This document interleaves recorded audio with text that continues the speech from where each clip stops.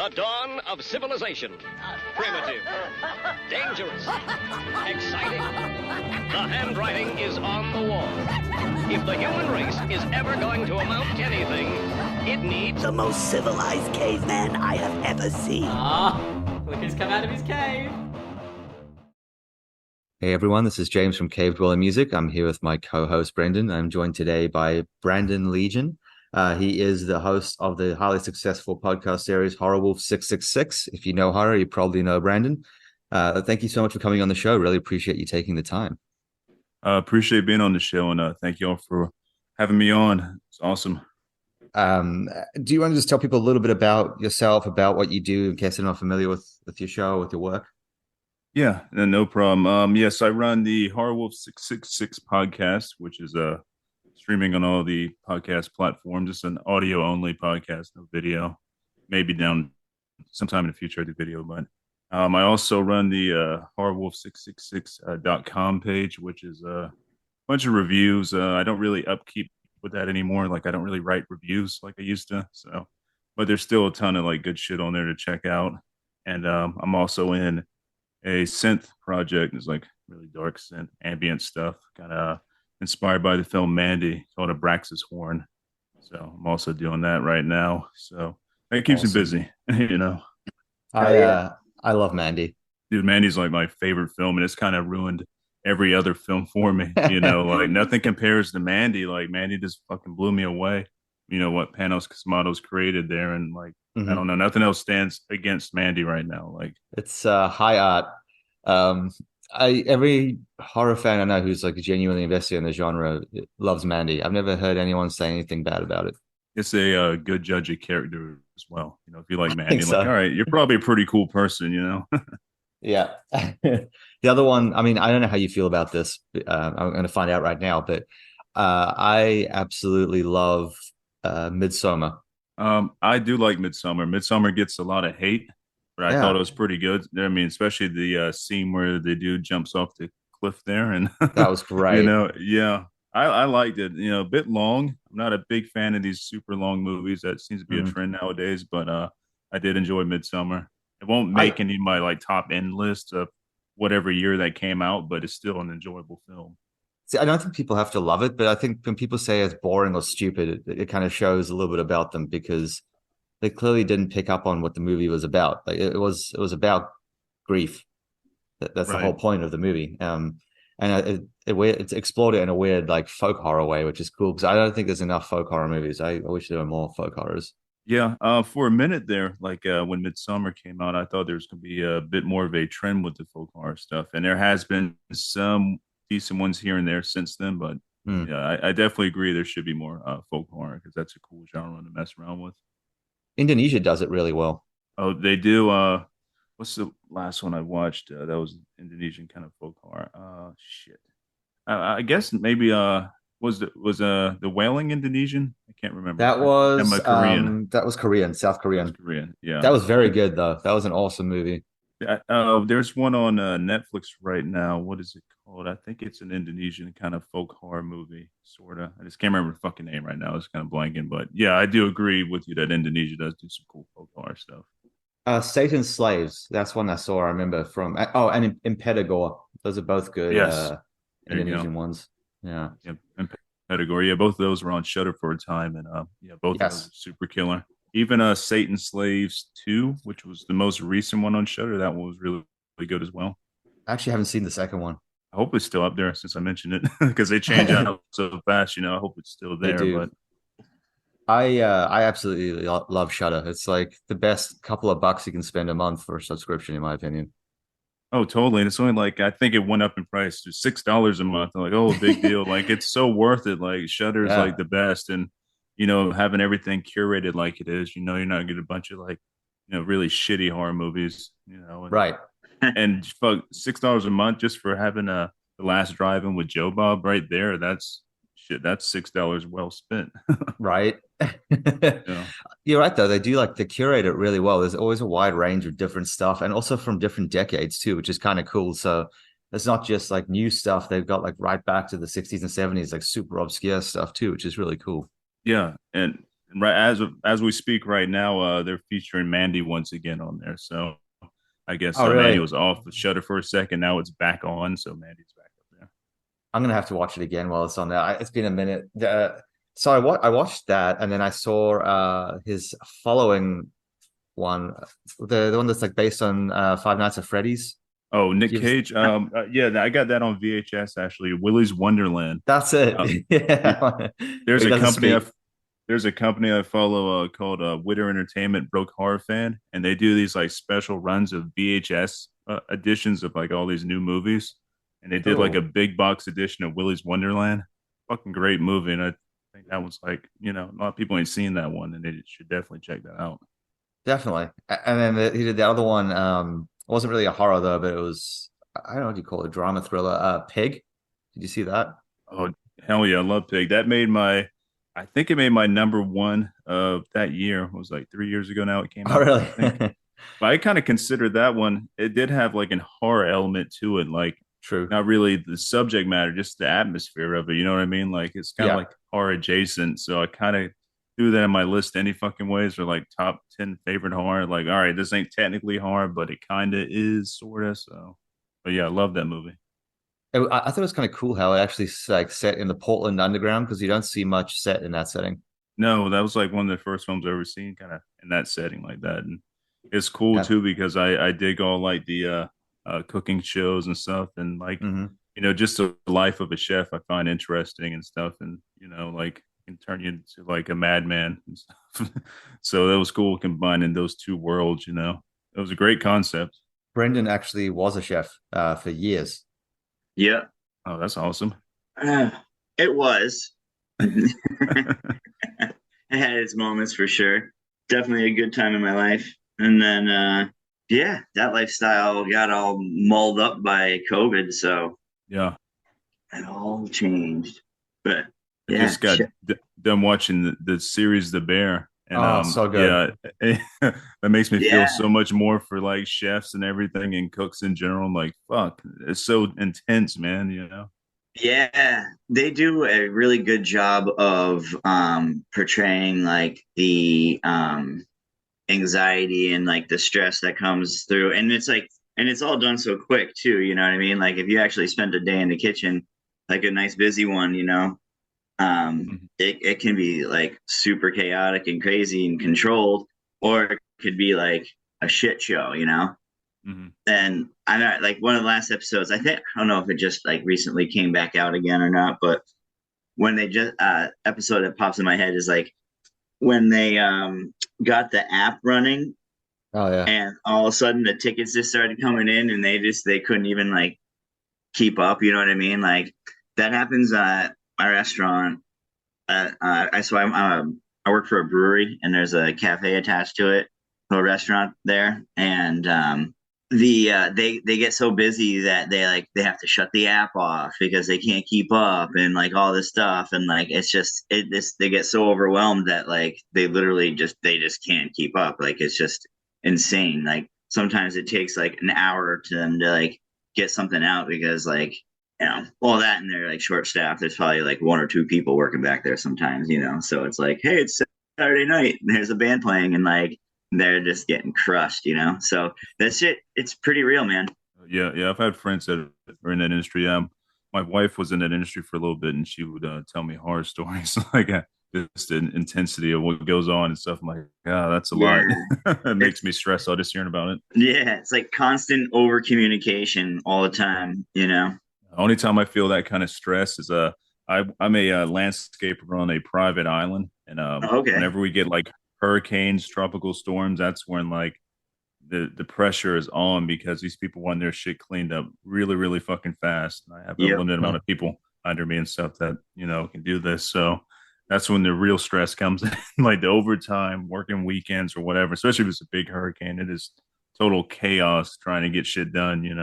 Yeah, I can imagine. I can imagine. Yeah, because they're out there. It's an island. A friend of mine lives in North Carolina on Oak Island, so he's kind of like it's all kind of private, this and that, but like he says kind of the same thing. He's like people come by and like they just like shit gets destroyed, man, and they want it done.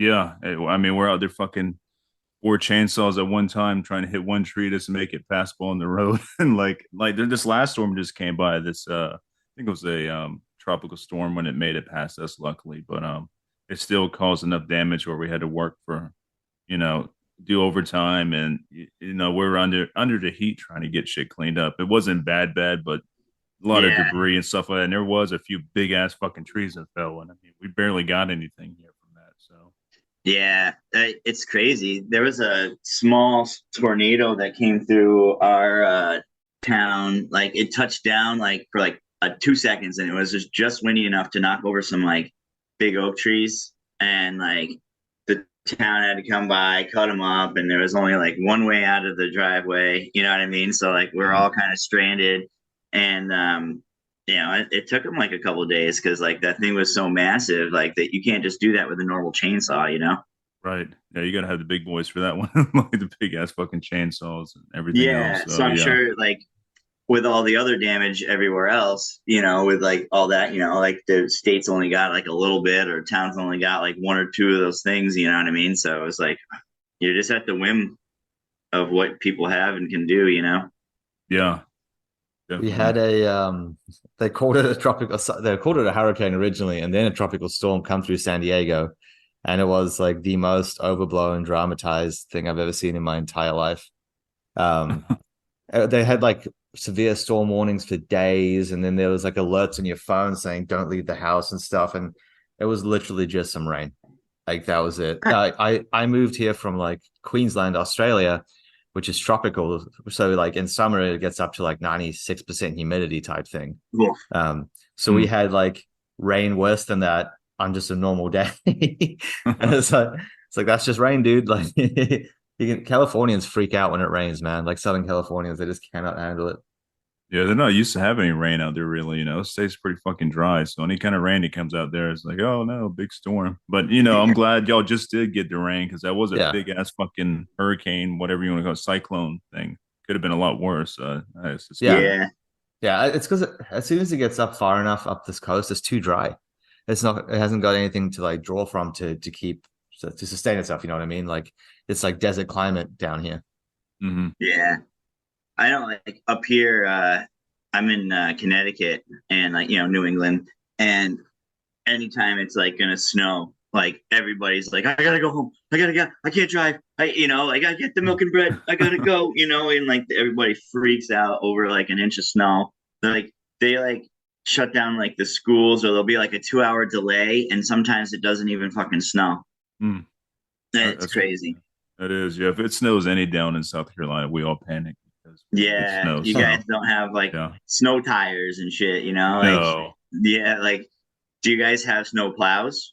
Or do you have to borrow Uh, them from another state? yeah, we don't.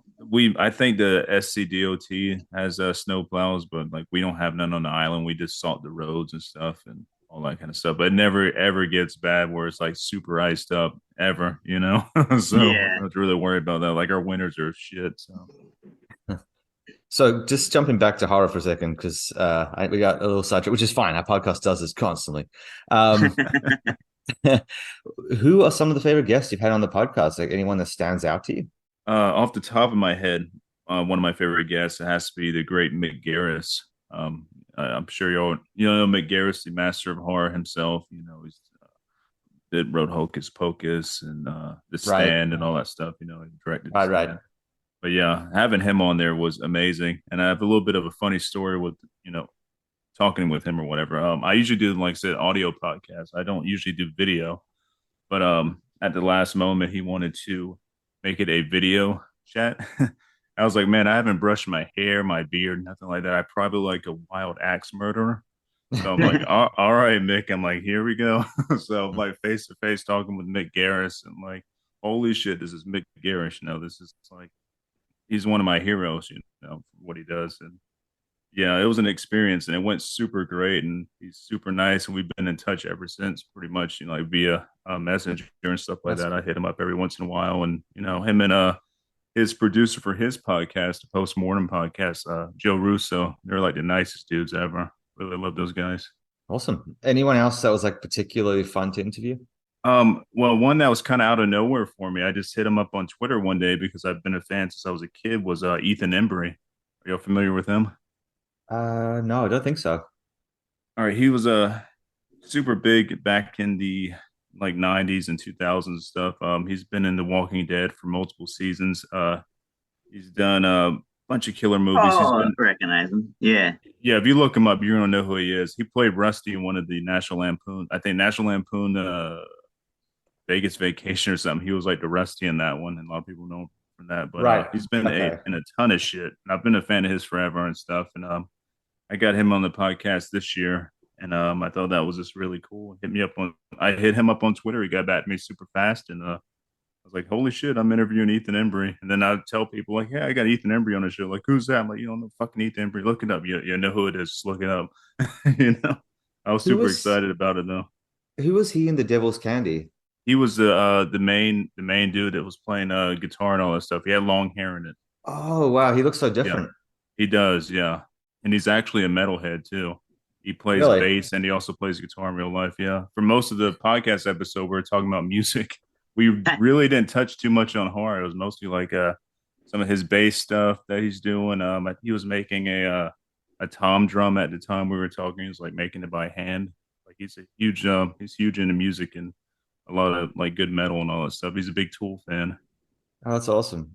I love finding out Yeah. when random people are metalheads. I did this. I do a podcast. I'm starting doing a podcast for my work. I work for a tech firm. It's going to be Mhm. like a tech-based podcast about like innovators in the industry type thing. And I recorded this episode with the CEO of this company, and he turns on his camera and he's got all these amps and guitars behind him with this massive Star Wars wall decal. Nice. And I'm like, "Oh, you got a lot of guitars and amps." He's like, "Yeah, I'm actually like an old school metalhead. Like I love like Ronnie James Dio and Black Sabbath and like Iron Maiden and stuff, and that's what I play in my spare time." I'm like, it's just cool. You never expect like CEO of a tech firm to play metal guitar in his spare time. I mean, like, Right. why wouldn't you? But you just don't think that. That's cool. I love surprises like that. Like, oh man, that's something we can definitely relate on. That's fucking Yeah, cool. yeah, exactly. It's definitely Um, nice. I always bond over metal music with the brewer at work. He's always like got some cool Viking stuff going on or whatever, and then like I'm always like, check out this nutty stuff, and he's like, oh my god, yeah, it's fun. It's nice to be able to have that because it's not. I feel like it's kind of far in between sometimes. yeah, I Yeah, I think totally agree with that. music, metal and horror are like two things you can definitely bond over with like a stranger, basically.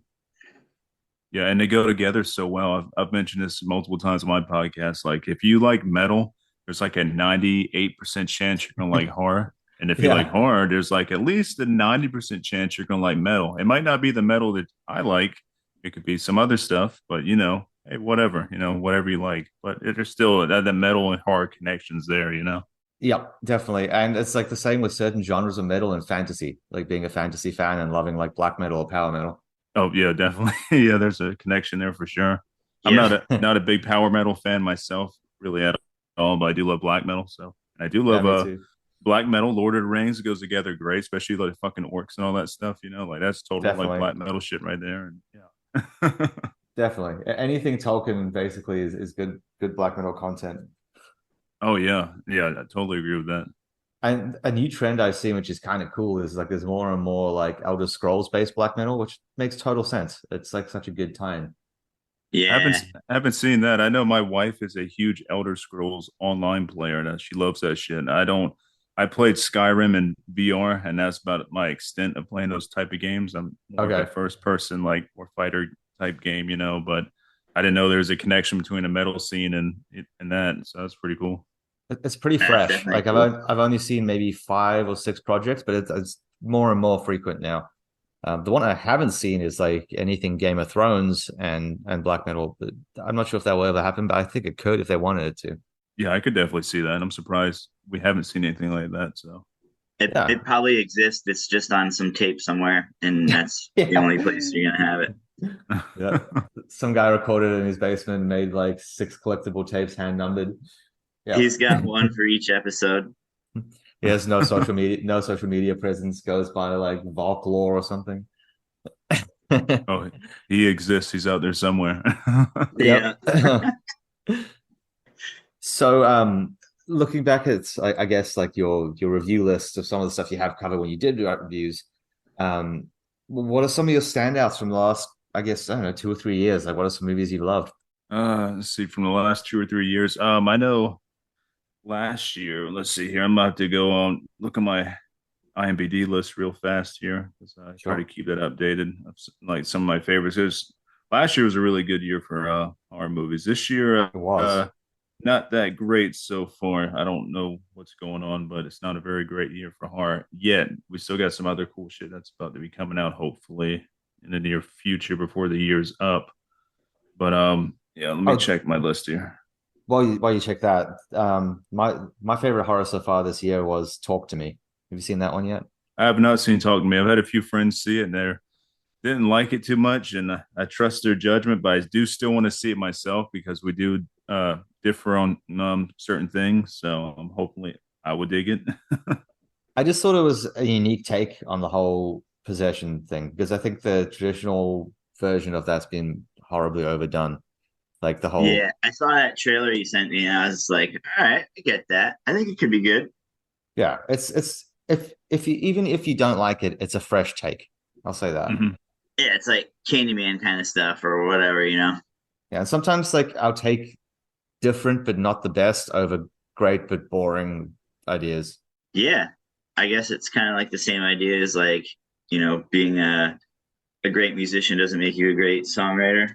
Yeah, Right. exactly. But you're right. Uh, 2022 was like a stacked year. There was so much that came out last year that was excellent. my favorite of last year was Barbarian. Did you see Barbarian? I did. It's on the list Yeah. of stuff I told Brendan to check out for this interview. Oh, Yeah, yeah. nice. I didn't have time to actually watch it, but the I watched the trailers. What'd you think of the trailer? Well, actually, I suggest not checking out any more trailers on that because if a certain thing gets given away in one of the trailers, I don't watch trailers too much. They can totally ruin this movie because this one's all about the Twist. surprise that happens midway through the film. Yes, Yeah, it yeah. is. Yes, it is. Yeah, I did not see that coming at all because I don't think I'd even seen the trailer when I saw it. I just heard the reviews and it sounded interesting, Yeah, and it was. I loved it. I think it was my top film of that It year and stuff. And it was like when that change happened in that movie, I'm like, oh fuck, where'd that come from? So fucking cool. I think my top one of 22 was Speak Oh No Evil. yeah. Right. Oh, oh boy. I was trying to go back to Did you ever see Speak No Evil? Oh, Speak No Evil. I did. That I movie liked made me it. the I ending liked it. sucked. Ending ruined it for me. But the there were scenes in that movie that made me more uncomfortable than I had been in a long time. There's just so much like genuinely uncomfortable tension in some parts of that movie. Yeah. The whole thing with that one, which I didn't really get, was like, the dude not fighting back. I'm like, come on, do I something. know. And like, he didn't do a fucking thing, man. I'm like, I come on, do know. something. That's the only thing that really got me. I like this movie. I thought it was Yeah. great, but I was like, fuck, do something, dude. Yeah, the ending where he just didn't fight back ruined the movie for me. Like if they had like finished that differently, I feel like it could have been like a really great movie. Yeah, he Um, could have went on like a Mandy rampage or something. He could have went total Nick Cage or something. At least, try, dude, but nothing. right, right. Did you see a Wounded Fawn? A Wounded Fawn, I did. I thought that was pretty good. It was interesting. Psychedelic horror movie. Yeah, that was definitely different than what I thought was going to be going into it and stuff. And yeah, Yeah. it definitely psychedelic. That's a good way to put it. Yeah, it was a bit of a mind fuck of a movie. I actually like I've never said this before, but I loved the trailer. Like I mean like the credits scene. It's just like the credits was just him like convulsing on the ground for like the entire duration of the credits. Hmm. I don't think I made it all through the credits, so I didn't get to see that. I need to, maybe I have to revisit that one for that. What about Glorious? Glorious, I enjoy Glorious. Is that the one that like the Lovecraftian one that takes place in the bathroom, correct? Yep. Yeah. Yeah. I enjoyed that. I think that was a Rebecca McKendry film, if I'm not mistaken, who does Colors Out of the Dark podcast and all that Oh, good stuff. I think that's who did that one. And yeah, I enjoyed that. She's really talented, and I thought that was fun. Yeah, that was different. I like that. I tell you, one of my favorite, I guess, yeah, I would throw this in the vampire category because it technically is a vampire film. It's came out in the past, I'd say 5 years maybe now. Is Bliss? Have y'all seen Bliss? Bliss. I don't think so. Mm-mm. Let me check. Let me check. Bliss. I don't believe I've seen it. No.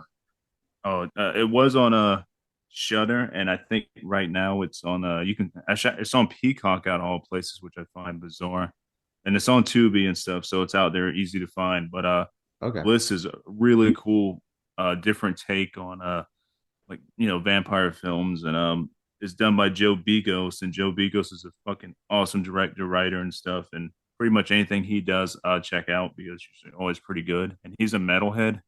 So in Okay. his films, there's always like an awesome metal soundtrack going on in the background. Like with Bliss, it starts off with like a club scene. The main character, she walks in this club, or I'm sorry, walks in a bar, not a club. And they got like an Electric Wizard playing. I'm like, that is so fucking badass because you don't really That's hear cool. Electric Wizard in a lot of movies, you know. So I'm like, all right, this Right. is fucking cool, and that kind of caught my attention and went on from there. Nice. Yeah, you really don't see them in a soundtrack very often, huh? No, you don't. And to me, that's a good sign. Like, all right, somebody knows their metal because, it's kind of a deep dive. Not really, but kind of. If you don't know, you don't know. And like Yeah. Electric Wizard's not really super mainstream, if mainstream at all. So, You're not Right. going to stumble across that like in the database of music for movies or something like that. yeah, Um, it's Yeah. not one you're going to find. I actually wanted to ask, what is your favorite horror movie soundtrack? Favorite horror movie soundtrack? Oh, let's see here. Man, as again, I'm going back to Mandy because Mandy's soundtrack is fucking amazing and stuff. And yeah, that's a hard one to beat. But up there with Mandy, I would say like Tales from the Crypt Demon Knight has a great soundtrack. I Yeah. don't know if you've ever seen Demon Knight, but Demon Knight has a really badass soundtrack. Let's see, other horror movies have great soundtracks. I guess I would throw The Crow in the horror genre because I think it is like it's horror, Hell dark yeah. drama type thing. But The Crow soundtrack's fucking really fucking killer. That's one of my favorite, all-time favorite soundtracks as yeah. well. Good It's taste great. on that one. I There's a love that soundtrack. couple slower tracks on there, but um, it's it's so good. For me, Yeah, I still had that on has CD. for me it has to be Sinister. I love the soundtrack on that Oh, movie. yeah, I forgot about Sinister. Yeah, that's a great fucking soundtrack. If I'm not mistaken, Over, one of the guys from Yes. Over helped out on that soundtrack, and I think somebody Yes. from Sun was on that soundtrack as well. One of the members of Sun. Oh, I didn't know that. That's cool. Yeah, dude, Sinister is a great fucking movie, by the way. Like, and It that is. soundtrack really elevates that film too because it's fucking dark as hell. It is. Especially that Ulva track that they have. Silence is a way to sing, whatever it's called. Hmm. They play it when it like the car's burning in the garage and that Oh looking at that yeah. footage. Yeah, that song's creepy, man. It's like it's a freaky track and it suits it so well. Yeah, super dark, and yes, a perfect fit for that film. Um, One of my good friends, they just had a podcast episode recently on the Necromaniacs podcast. They were talking about Sinister and how good it is, and I think it's a bit overlooked because it was Mhm. kind of a mainstream film that just kind of popped up there, in the mid 2000s, early 2000s, I think, Yeah, and it kind of like, oh, it's just another one of these type films, but it's totally something different. It's it really is. killer, dark ass film. It is. It's very unsettling. Some of the content in that. The soundtrack's great, acting's good, storyline's good. It's a good movie. It is, and there's also why like why is a house so goddamn dark? It's not like that's Yeah. something else so creepy about it. It's like nightmare logic almost because usually some of my nightmares like my house would be super dark, even though if I turn on this light or that, it's still fucking dark, and that's how Sinister was. Like, there's no lights in Yes. this house. Like, it just adds so much like nasty nightmare shit to it to me. Yeah. Yeah. And there was like so much going on between the different factors. Like it was like a psychological thriller. There was actual supernatural stuff, and then there was just like family violence. It was a lot. It was good. Yeah. Yeah. The second one, not so good. No, no, you can totally like skip past that second one. It was fucking Yeah. horrible. There didn't need to be a second one. No, less is more of Bagul. Like Bagul was a fucking awesome, like antagonist or whatever in Sinister, but like Right. in the second Sinister, like oh they made it really about Bagul, and seeing him like in all these different scenes, it really ruined the whole like mystery of Bagul. He's It cooler did. off in the background. That's my opinion with horror in general. I always prefer the less is more take. Like the less you see the monster, the scarier the monster is. Like use it effectively. Um, my wife really wanted to see Nun 2 last night, and I knew going into it was going to suck, I'll be honest. Um, Yeah. and it did not disappoint. It's like the Nun has like way too much screen time. It's like not even scary by that point when you just see it constantly. That sucks, and I want to support that film. Desensitizes you to it. What's that? It desensitizes you to it. Well, yeah, I mean, like that's why the movies like Alien and Predator and all that stuff are so good because it's like the tension waiting for the thing to appear because you've seen glimpses of it, but you don't know what it looks like completely. Like, I mean, every Yeah, horror is different depending on the genre, but if it's something with like a demon or something, less is more, in my opinion. I agree with that 100%. And with the Nun, man, I wanted to like the Nun a lot, and the first one has its moments here or there. It's for what it is, because I've had Bonnie Aarons who plays the Nun on my podcast before, and she is so fucking nice and just a Oh, really cool ass person, and I support what she does. So in that aspect, I support the Nun, and even if I don't dig it, but I still think yeah. it's cool that she's I mean, and I even told her like one of her scariest moments ever for me, and one of the scariest moments out of any like movie, TV show, whatever, was her like brief maybe 10-second scene in Mulholland Drive when she plays like the I guess you would call it a homeless person, kind of like a demon to me, but it's just a homeless person. Yeah, That scene outside the restaurant, I'm like, I even told her I was like, that's some of the scariest shit ever. I that remember was that. a I'm gonna have weird to look it up. movie. I got to rewatch that again. Yeah, I'm gonna have Oh to rewatch that. yeah, there's a scene like they're talking in the like a It's been a diner, while. and they're like, what if this happens, or what if something just pops out of nowhere, and it's like it's right there, and then they go to leave out the diner, and it's like it's a 10-second scene. It happens super fast. You blink your eye, it's gone. But it's one of Okay. the scariest scenes ever in any movie, and it even got rated that on like top 100 scariest moments off of the Shutter special they had about that. It was on there, so I thought that was cool. Okay. I'll clarify like what I mean about the nun because I don't want to like share on it completely because especially because you had it on your podcast, but uh, it felt halfway between like a horror movie and an action movie. Like Mm, the amount of like action in it was like disproportionate to what you should have in a horror. So it was like every other scene had something happening. Um, and then there was like this whole storyline that kind of felt a little bit like National Treasure-ish, uh, which felt really out of place. yeah, right. Um, like this quest they go on to find relics and stuff, and they have to solve riddles and stuff. I'm like, this doesn't feel like the Conjuring universe in any way to me. But some people will probably love it. I just personally did not vibe with it. I enjoyed the Nun better in the what was it, the Conjuring 2 or something? I don't know which Conjuring movie it Yes, was when it's she was Conjuring like when 2. it was Valak. Yeah, Valak is, being in the Yes, background like that. That was way creepier than the Nun movies. I thought that was exactly. super effective. Yeah. Because they used it effectively because it wasn't like in your face. It was subtle and it had tension building to it, which is why Yes. it was good. Totally. And that also too with what you're saying, like being having horror in the background, like your main villain or whatever being like around but not there. The same goes for like the original It, the miniseries Yes. from the early one, the good Mhm. one. Like less was more. Like Pennywise was only in like those like screen time was only like maybe 20 minutes total out the whole fucking miniseries. But like Right. just knowing his presence was there made it that much more terrifying. Right. It's like whenever there's a horror movie, like very few have done this well, but when horror movies actually choose to physically manifest a demon and show them instead of having them as this like mysterious force, a lot of the time it ruins it for me. I like a lot of the time that like demons are unseen. I think that makes them way scarier. Yeah, it totally does. And it makes them a lot more menacing too, because the ever presence of the evils lurking around in every It's shadow. dread. Yeah, the It's like dread. Yeah, Yeah. Yeah. And also it leaves up to your imagination of what they would look like if you did see them. right. Have y'all seen on the topics of demons? Have y'all seen A Dark Song? Song. A Doesn't sound Dark that doesn't Song. sound familiar. Oh man, to me this is one of the best like I guess satanic horror films, demon horror films that come out in the past like 20 years. It's called A Dark Song, and if I am not mistaken, this is also streaming right now on Shudder because they kind of Okay. re-upped everything again. So it was on there, now it's back. It was off there, now it's back on there. But A Dark Song is fucking killer. I should definitely check that out. Okay, I'll definitely check that out. It looks good. It's got good reviews. Yeah, it's One, really good. I don't know if you saw the series, but Netflix did this really bizarre series called I think it's like Brand New Cherry Flavor or something. Oh yeah, Brand New Cherry. Yes, What I was your Yeah. fucking thought? love that What? series. Yeah, Yeah. what you liked it? I was going to ask what your thoughts were on that one. Oh, I fucking loved it. It's from the creators of one of my all-time favorite TV series that was on Sci-Fi for a bit, and I think Shudder picked it up. It was called Channel Zero. I love If Channel y'all from Zero. it's the same people. They did Channel Zero. Then after that was over, I think 4 seasons of that they did Oh, really? I Brand New didn't know it was Cherry the same Flavor. people.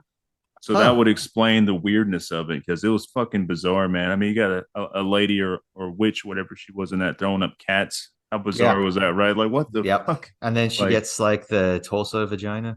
yeah. Oh yeah, that was great. Um, Channel Zero was great though. I remember the first season. First season was the tooth monster thing, right? Right. And the second Yeah, that was season Candle Cove. was Candle Cove, with the children's show that like summoned the Hmm. tooth monster. And then the second season was the house, the haunted house that you couldn't like you came back out and it was a different reality, right? Yeah, man, it's so fucking bizarre. But like all 4 seasons are so good and so different, you know. And man, I haven't really seen a TV series like that since that's really hit me like that. You know, it's like this is so fucking dark and cerebral, you know. I think I've only seen the first two seasons. I don't think I've seen three and four. Oh, we also on Shutter right now. This is like a big giant ad for Shutter, but so they need to send us some Halloween boxes this year. Yeah, some Yeah. merchandise. Dude, I've been plugging Shutters for like the past 4 years or whatever since I've been doing the website and podcasting and stuff. Like I'm waiting on my Yeah. Halloween box, man. I see everybody get those every year on Twitter. Oh, my Shutter box came in. Like, oh, cool. I guess I'm not getting another one this year. That's awesome. What's your favorite Halloween decoration that you do at your house? Well, we usually keep stuff up all year. Right Hell yeah. now, we have like a zombie mutated rat. I live in a townhouse, so I have a neighbor pretty close to me, and she's horrible. So it's awesome to have my big zombie rat outside sitting on the porch. She hates that, and her little dogs hate it too. Poor little dogs. Nothing on them. I wish I could rescue them, but I keep that up, and I also have a gargoyle door knocker that stays on my door. My aunt gave it to me like many, many, many years ago. I have that, and pretty much any Halloween day, it all stays up all year. So it's hard to say. We have a giant bat we do hang every Halloween on the porch. It's like a big 4 foot bat, and we hang it from the top of the little awning that hangs down there. And the Nice. neighbor Nice. really fucking hates that, dude. Like, yeah, when the wind gets a hold of that bat, he's flying around on the porch and shit. And then she fucking hates that. So that's probably my favorite decoration. And we got that from like Michael's years ago. And it's Hell yeah. fucking, it's pretty evil looking, especially coming from like Michael's, But they do have some pretty cool shit during Halloween time. And yeah, so the Michael's bats goes are hard favorite. for They Halloween. do. They do. Yeah. You got to catch them early though. That's the thing, man. Because if It you go sells there out. in October, they already got Christmas shit out. You got to go there like now. Yeah. Yeah, Costco and Walmart actually have some decent, massively large stuff as well. It's not like super expensive, but Michael's has the coolest evil looking shit. I've been seeing that Home Depot and I think Spirit or whatever, but I think the Home Depot one's better. They have a fucking life-size Leatherface, animatronic Leatherface for like $300, which is a fucking steal, man. I That's want it all? bad. Yeah. Huh. Yeah, it's That's probably sold out by now, as we say. It's probably sold out, but yeah, Yeah. there's one there. There's one at Spirit. The one at Spirit's like 340. Home Depot's like $300. I'm gonna see right now if you can buy it online. I'm not gonna buy Yeah. it. I'm just curious. I like my kids love Halloween stuff. So like we always Oh, do there like you go. spider web, like that cotton spider web stuff everywhere. We like throw things in it and like they love doing that kind of stuff. There you go. That's Spirit cool. Halloween, 6 foot Leatherface, pretty woman mask animatronic, 349 ships available.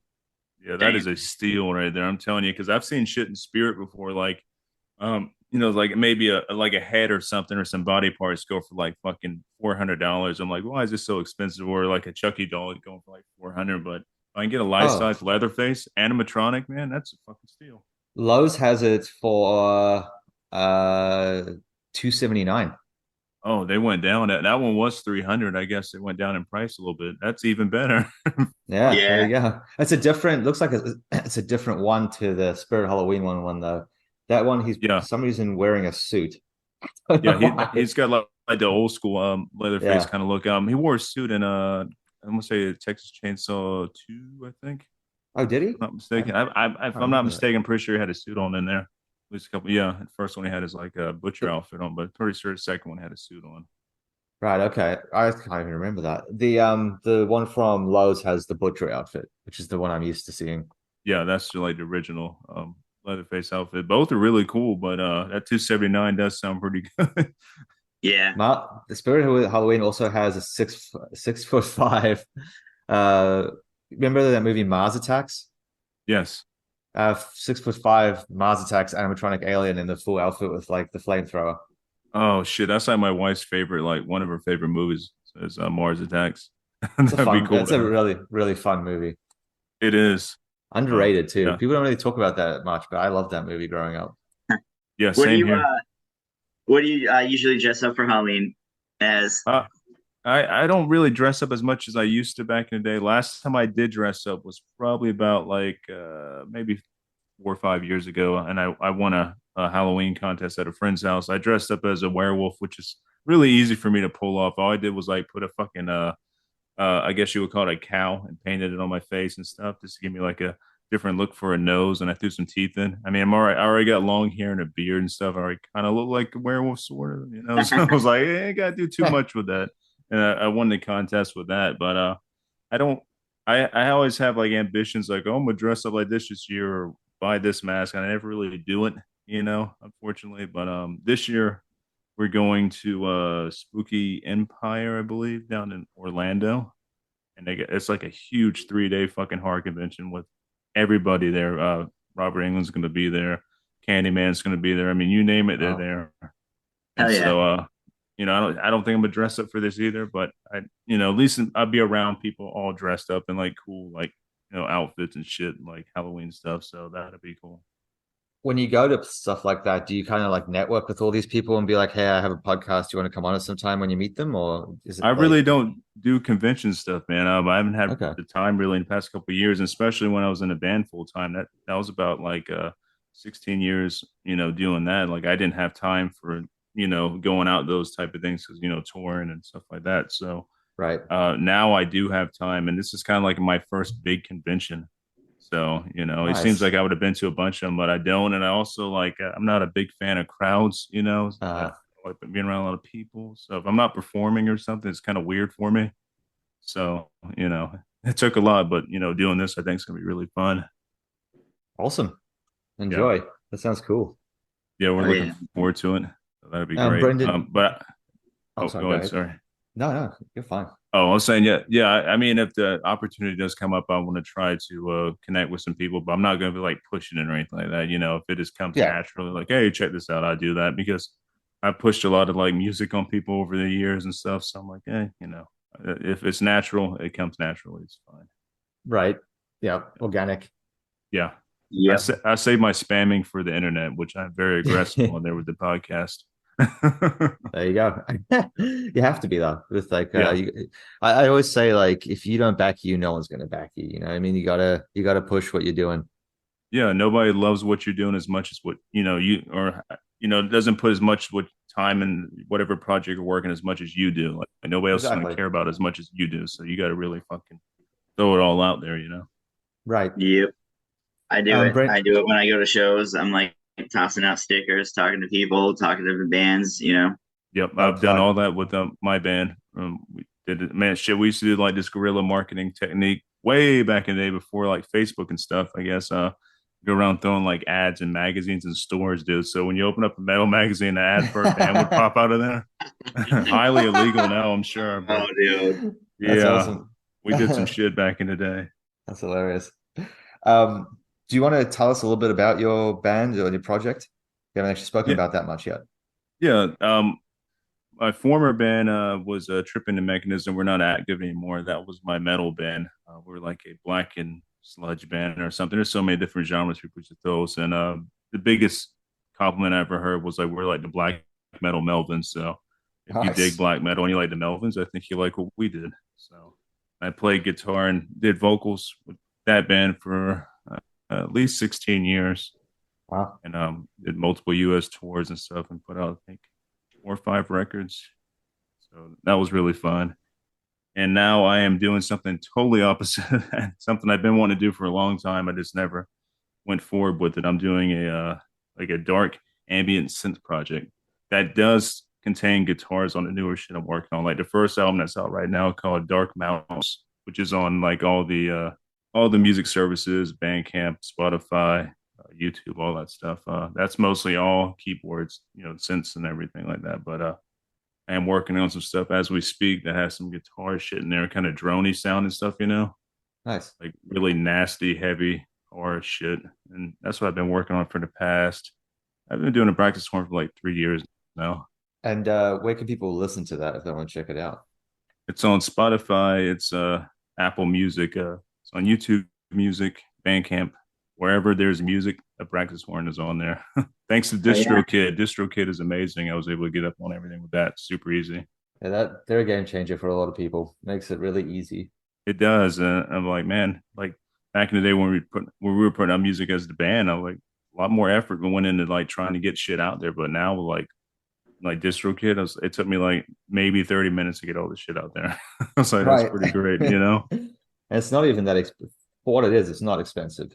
No, no, not for what's offered and stuff. It's nothing. So, but Abraxas Horn came about from like I said before about my love of Mandy, like in the soundtrack, and also like David Lynch too, like David Lynch films. I'm a big fan of Twin Peaks, and I love the music in Twin Peaks, and the soundtrack's amazing and stuff, and all those kind of things combined, and they kind of inspired me doing Abraxas Horn.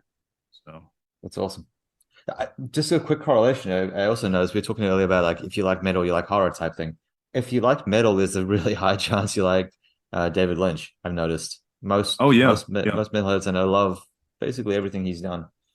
yeah. I mean, I throw David Lynch in the horror genre, man. He's like on a different part of the horror genre, but he's definitely Mm, horror. He's on like the kind of nightmare logic aspect of horror movies and stuff. He is total true. nightmare stuff. So Yeah, that's true actually. Yeah, good point. one of Um, my favorite films of all time from anybody, David Lynch. It's a David Lynch film. It's Lost Highway. Have you ever seen that one? no, Yeah, that was a I wild don't think one I way have. back in the day, Dude, that's one of my all-time favorite late movies. 90s. Yeah, Yeah. dark as fuck. Great, also a great soundtrack. I should have mentioned that when we were talking about soundtracks. The Lost Highway Mm. soundtrack is really fucking good. Yeah, Yeah, that check. 9 Inch Nails on it and shit. Yeah, and it had Rammstein, Nine Inch Nails. Yeah. I think That was Marilyn Manson was on there. 9 Inch Nails. I don't know if they actually made the song for the movie or what, but it was that song Perfect Drug, right? Yeah, I think it was actually made for the movie. If I'm not mistaken, I'm not 100% sure on that, but I think it was. Maybe I have to do some research on that one. So don't quote Yeah, me I on might that. be making that up. It sounds legit. Yeah, I think it might be. Right, I've added it to my list as well. I've got a couple of movies to watch after this conversation. Yeah, Um, that was it was like a slow burner, right? What's that? The oh god, the Lost Highway. Lost Do you Highway. know? Yeah. I was gonna say the Perfect Drug again, but no. Yeah, it's like a slower kind of like what the Yeah, fuck is going it, on here? it's like a slow descent into hell, man. That's how I look at it. Like, nothing about that film is normal. The best time to watch is like late at night, no lights are on. When you're kind of tired and your brain's kind of like all over the place. Throw this Yeah. on and throw your phone on like somewhere else, no distractions, and just like let it sink in because it is total nightmare logic. It's amazing. Awesome. I really want to watch it. Um, Brendan, I know we're coming up on time. Do you want to ask some of those questions you love to ask before we run out? Oh yeah, we got a couple. Well, I guess we kind of answered one of them. I was gonna ask you what your favorite slow burn movie was, if it could be Lost Highway. I don't know, maybe not.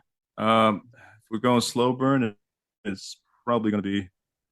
I think it is going to be Lost Highway.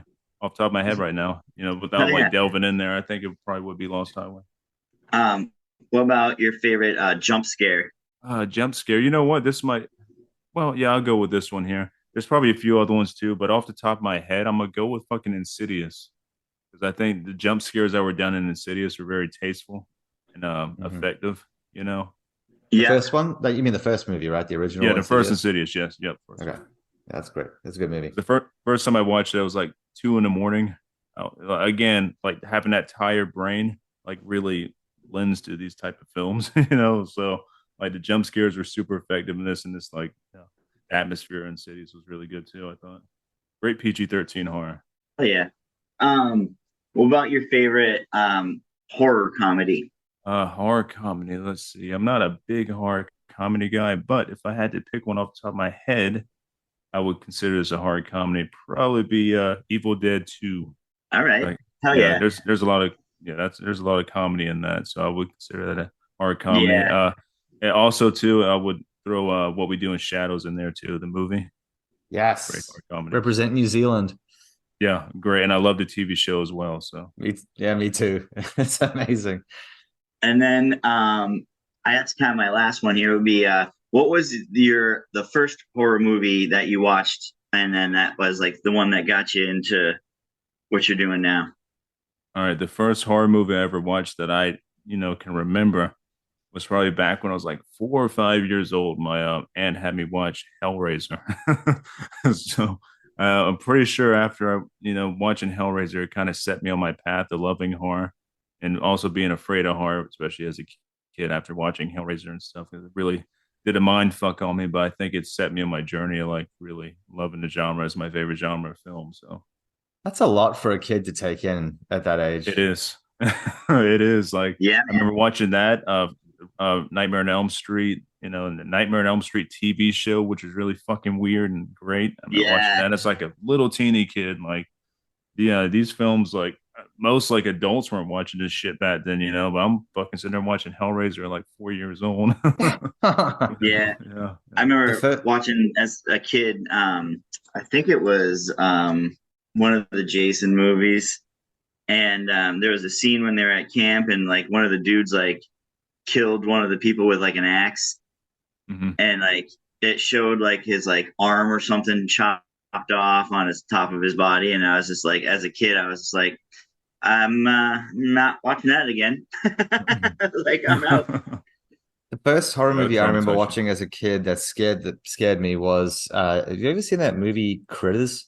Oh, Critters, hell yeah. I love Critters. Yeah, I was like 5 when I saw Critters, and that did scare me as a kid. Yeah, I mean, they're ferocious little fur balls, man. You know what I mean? Like, The yeah. part where they No, go like there's up the clown's leg at that party, and then like mhm. all the blood just pours out. Yeah, I just that as a like a 5-year-old that scared me. I guess you would Yeah, I call was that film probably like a kinder trauma film, like because it's kind of aimed at kids for the most part. Back then we had a different like our PG ratings back in whenever that came out were a lot different than we are now. So that was kind of aimed at kids, sort of. So it's like their gateway into Really? horror. Yeah, but definitely wasn't. 'Cause I think it was rated PG if I'm not mistaken. It could have been PG-13, but I don't think it was rated R. So It's that you can crazy. watch that one with your family. Yeah. That's kind of mind-blowing. Mhm. Oh, sorry, Brendan, carry on. I just no, no, you're good. You're good. And then my last one would be, what's your favorite horror genre? Like, you're gonna sit down and just go for it. Let me see. That's gonna be a hard one. I love like creature features, man. Like I love like creature horror, but we don't really get a lot of that nowadays. So I really like this like satanic horror genre. That one's really cool to me. Um if I had to pick a favorite, it's hard to say what's my favorite genre of horror, Like if you were to classify what Mandy is, I couldn't really tell you what the hell that was, and what genre of horror it is. It's hard to say. It's like a Yeah. cult, maybe. I do love a cult horror. That's a big thing. So maybe like satanic or cult horror. That's some of my favorites. And any kind of uh, like creature or monster type genre movie. If we have like a cool werewolf or something like that, that's definitely up my alley. So, Hell yeah. well, I yeah. have two questions for you, and they're both going to put you on the Yes. spot a little bit. All right. Um, we only normally do one, but this is a bit of a different interview because it involves cinema. Mhm. So, if you were stranded on a desert island and you could only have, I think how to phrase this, a solar powered DVD player and 3 Projector. DVDs. Yeah, a projector. Yeah, whatever, however you want to view it. It's something that's solar powered to watch on, but only 3 movies you could watch until you got rescued over and over and over again. What would they be? You said DVDs, right? No Blu-rays. It could be Blu-ray. Yeah, it's Okay, fine. so Whatever top you. Blu-ray player / DVD player. All right, first one, obvious Mandy. Okay, yes. Also, the original Exorcist, Good call. and I'm going to throw one out there. One of my favorite vampire movies of all time, From Dusk Till Dawn. Ooh, Nice. yeah, nice That's a choice. good one, man. I always forget about that. I always felt like that was like an action movie, not like a horror movie, you know? Well, the first half of it's like a fucking action / like kind of gangster type movie. Then it goes all to hell after that. Like the second half is all fucking horror, man, and nasty vampire awesomeness. So That was a And great movie. the second part of the question is same question, but with music. You had 3 CDs you could listen to. What would they be? all right, let's see. It's going to be I only know half of this is going to be metal, but we're going to see here. Let me see something real quick. Make sure I get the right names right on this. Drab Majesty is one of my favorite bands. They're not metal Nice. at all, but they're fucking awesome. So I would say it would be the Demonstration by Drab Majesty. Nice. That'd be the first one, and then we're gonna go over here to one of my other favorite bands here. It's gonna be probably gonna say Our Raw Heart from Yob. Big Nice. fan of Yob. Great band. And then Yeah, I love that band too. then we're going old school to the early 2000s with White Pony by the Deftones. Nice. Interesting Yeah. spread. I like it. That is a great. Yeah, I spread. wanted to do something different. I wasn't going death metal or nothing or black metal. I'm like, all right, let's throw some shit I really like out here that's Yeah. kind of offbeat a little bit, you know? Yeah. So, White Pony's great. I'll probably end up listening to that later Good album. today. Now. Yeah. yeah, Giant I love White Majesty Pony. just released a new album, I'm pretty sure, too. Yeah, it was like an EP. My only thing I didn't like about it was it needed to be longer. That's the only complaint. Like it's so fucking good. I want more of it. And 2 of the songs on there are instrumentals where he's playing like I think a 12 string or something weird like that on there. And it's all instrumental, but man, it's fucking great. But they do no wrong in my book. They're a really cool band. They're from LA, actually. Yes, and a lot of shit they sing about is all like cult stuff. Like what's the name of that cult that drank all the Kool-Aid and waited for the shit to come by again? I can't remember the fucking name of that cult. Something Tarians. Yeah. Yes. Unitarians? I think it might have been Unitarians. Let's just see. Called People's Temple Movement. There you No, go. that's Jane. That's Jane. No, that's No? Jonestown. Oh, never mind. Huh. Yeah, Kool-Aid's Comet. I think it's like There's the a Unitarians. Comet cult. Heaven's Gate. Heaven's Gate. Okay. Yeah. A lot of that stuff's focused around like that and just like cult shit in general. So there's a lot of really dark undertones going on with them. That's cool. Yeah. LA's got a really cool goth and industrial scene. It's like massive. I noticed that like a lot of the bands I like come from that way. And the cool like gothy industrial type shit is making a comeback once again. There's a lot of really good bands in that genre, like the dark synth stuff, you know, like a lot of cool shit out there right now. Darkwave's back massively. Yeah, it's awesome. I love it. I love that stuff. And I throw that stuff on the way to work. If it's dark outside when I'm going to work, I'm like throwing on some dark wave. It's nice and relaxing. You know, it's like, oh, this is good. There's some really cool like retro wave and synthwave stuff as well. That's like very vibey. That I like. But there's have you heard of a dude from San Diego called Author and Punisher? Oh hell yeah! I got to see him live. Holy Me shit! too. Yeah, how good is he? So dude? good. Yeah, I live in San Diego, so he's like a local dude, but he doesn't play here much. Like I'd been here for 3 years before I saw him. Oh, wow. But you know, he's an engineer and builds his own equipment. Yep. I saw a documentary on him. It was like a short documentary about his stuff. I made to ask myself at when I saw him live, because one of his T-shirts, I swore it was a chud on the design there. I was like, "Oh, cool, man! Is that a chud on your shirt?" And I think he's like, "Man, fuck you, dude. That's just not a chud." You know, but I thought it was. I wasn't trying to be an ass. I was like, "Oh, cool. I like the chud shirt there." I was like, "Oh, not a chud. Okay." Yeah, so I felt like a real dumbass, but that last album he did, the Cruella, was phenomenal. Yeah, I was listening to that last week, actually revisiting that one, and it's so fucking good. It is. I also really like the previous one, Beastland. They had that one track. What was it called? Nile Strength. Oh yeah, that's a good one to work out dude, too. that's a friggin' great song. Yeah. So last question, because I meant to ask you this and I forgot, is have you seen the trailer for Exorcist Believer? I have seen part of the trailer, and what I've seen, I'm like, I'm not digging what I'm seeing at all, man. I don't know. As Yes, it's a good thing that they're doing another Exorcist for like the younger generation. People can get into the Exorcist. I think that part's really cool. But from what I'm seeing there, for like older fans of the Exorcist and everything, it does not look appealing to me. But I mean, I'm hey, it could change my mind when it comes out. I don't know. I'm going into it extremely cautiously. I don't want to be optimistic at all because I know I'm going to get let down. But I am going to see it at the movies Yeah, because I never got to see like the original one at the movies when it first came out. It'd be cool to see like this generation's Exorcist. But it's a two-part. That's the first of two movies.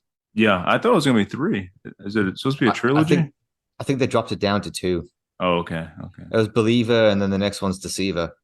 Yeah, They I'm may, like I said, I'm gonna give him a chance. I'm not going yeah. in like you said with high hopes. No. I saw things in the trailer that made me optimistic, but I saw other things that made me like, I don't know. So I don't know. I'm going to see it and I'm going to go with an open mind. I'm really hopeful because the first Exorcist is in like my top 5 horrors ever. I love that movie. The first one and the third one, they're almost tied for me as being two of my favorite horror movies of all time. Are y'all Third one's familiar really with good. the third one's so fucking good. Second one was pretty average. Yeah, I did not like the second one. I skipped past all that. I don't even consider that like canon with everything. Like it's Yeah. really, really bad. The director fucking hated it, and yeah, he really, really hated it. He was on the podcast with where it was an older podcast that Mick Garris posted recently and stuff, and Okay. yeah, he hates that second movie. But Interesting. also on the topic of Exorcist, if y'all haven't seen the TV show that came out on Fox like 10 or 15 years ago, the first season of the Exorcist TV show was fucking great. Was it that long ago? I think I thought it was like so. I watched it. It was really good. It was 2 seasons, right? Yeah, I don't think the second season was that great. I think the first one what really sold it for me, Came and then they out canceled no, it. it was in 2016. Okay, so it's, what? How many years is that? It's getting close to 10. Almost Uh, there. I don't know. It's yeah, a almost lot. 10. Yeah. It's Yeah, no, the first season was excellent. That was very good. I really liked that. yeah. And I really like that dude who played the old priest, Ben Daniels. He's awesome. I love that guy. Oh yeah, yeah. He's a great actor. Yeah, I haven't seen him in nothing recently, man. He was in a lot of stuff back during that He time, but he is in something at the moment. He's in that Apple TV sci-fi series called The Foundation. oh, he's in the Foundation. I haven't watched that. I've heard good things about it. I really liked it. It's a series based on the Asimov books. Hmm. He's in season 2. So if you watch the first season, like where is he? You won't see him, but he's in the second season. Okay, that's cool. I didn't know that, and I've heard good things, like I said, about that series there. So maybe I need to check that out. Yeah, the series is really like there's parts of it you're probably gonna love and parts of it you find annoying. I mean, that's how I am at least. Like there's like overarching storyline is phenomenal, really, really good. And then certain like aspects of because it covers a couple of different characters throughout the universe type thing. And it's Right. set over the span of like 1,000 years or something like that. It's like hundreds and hundreds of years. Mhm. And then some of the characters like a little obnoxious, but other ones are like phenomenal. So you just you'll find what you like and what you don't like about it. Most people I know feel the same way who've seen it. Okay, I'll keep that in mind. I put that on my list of things I need to check out. Yeah. Anyway, we are over time, but that's totally fine. We wanted to just say thank you so much for coming on the show and chatting with us. Yeah, absolutely. Thank you. Oh, I appreciate it. Thank you all for having me on here. This has been super fun.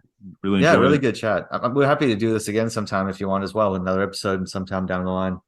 Yeah, just hit me up and stuff. It'd be a pleasure. So Great. And then if everyone listening at home, thank you so much. And tune in next time. We'll have another guest for you.